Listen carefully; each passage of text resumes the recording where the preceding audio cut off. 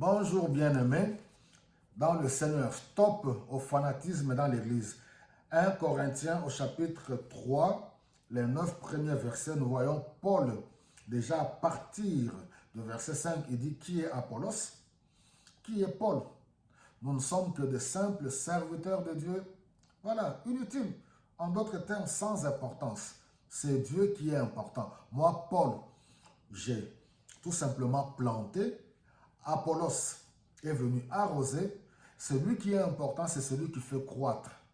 En tant que membre du corps du Christ, nous sommes le champ du Seigneur.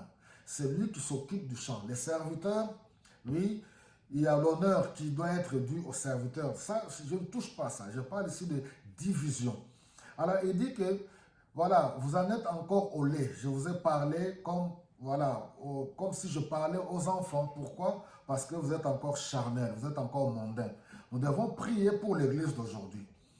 L'Église ne doit pas fonctionner selon le monde. Et de fois même, c'est les serviteurs de Dieu qui nourrissent cela. Moi, je suis. Oui, notre pasteur est le meilleur. Voilà, même quand les hommes de Dieu se disent, c'est moi qui suis le premier, c'est moi qui ai fait ceci dans telle ville. Non, ça c'est être charnel et c'est de l'immaturité et c'est de la manipulation. Il ne faut pas qu'il en soit ainsi au milieu du peuple de Dieu. Dans le monde, on trouve le fanatisme. Moi, je ne suis pas contre les fanatiques, hein?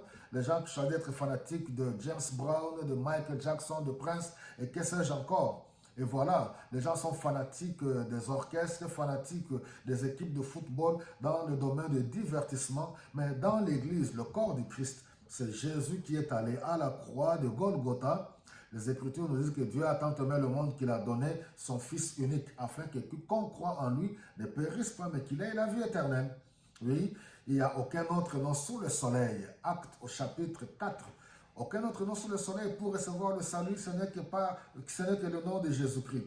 Donc, appartenir à une dénomination quelconque, ce n'est pas mauvais, à une famille religieuse. Moi, je suis catholique jusqu'à la mort. Moi, je suis protestant jusqu'à la mort. Et les gens se tiraillent. Moi, je suis baptiste, évangélique, voilà, presbytérien. Moi, je suis, voilà, et ainsi de suite. Toutes ces choses-là n'ont pas d'importance. Par contre, je suis chrétien, j'appartiens à Christ, je ressemble à Christ.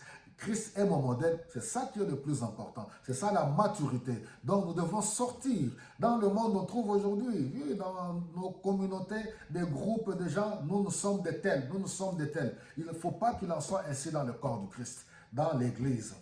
Jésus-Christ seul mérite la gloire, la louange et l'honneur. Que Dieu vous bénisse abondamment.